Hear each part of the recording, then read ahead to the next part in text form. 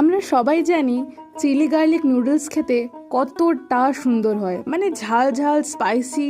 আমার তো ভীষণ ভাল লাগে।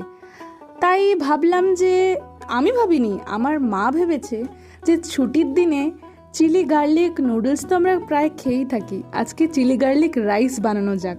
দেখো, এটাতে আমরা একটু ইন্ডিয়ান তড়কা যাকে বলা হয় সেটা একটু মিক্স করেছি। যতই হোক বাঙালি, একটু বাঙালি টাচ না থাকলে কেমন লাগে না। দেখো, আমাদের বাড়িতে যতজন খাবেন সেই পরিমাণে পেঁয়াজ, গার্লিক এই সব দেওয়া হয়েছে। এরপর তোমরা দেখতেই পাচ্ছ, মা প্রথমে গরম মশলা, তারপরে গোটা জিরা, রসুন, পেঁয়াজ দিয়ে কিভাবে ওটাকে কষানো।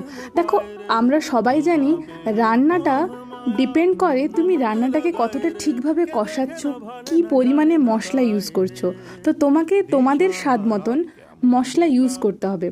তো এটাকে ভালো করে কষানোর পরে আমার মা খুব কম টমেটো কুচি ইউজ করলো, যাতে টেস্টটা আরও এনহ্যান্স হয়। তোমরা তোমাদের মতন ভেজিসও ইউজ করতে পারো, কোনো অসুবিধা নেই।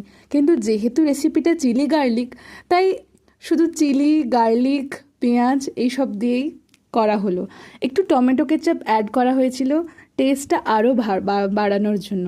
এরপর আগে থেকে সিদ্ধ করে রাখা বাসমতি চাল দিয়ে একটু নেড়ে নেড়েই তৈরি চিলি গার্লিক রাইস। চলো, ভালো লাগলে লাইক করো।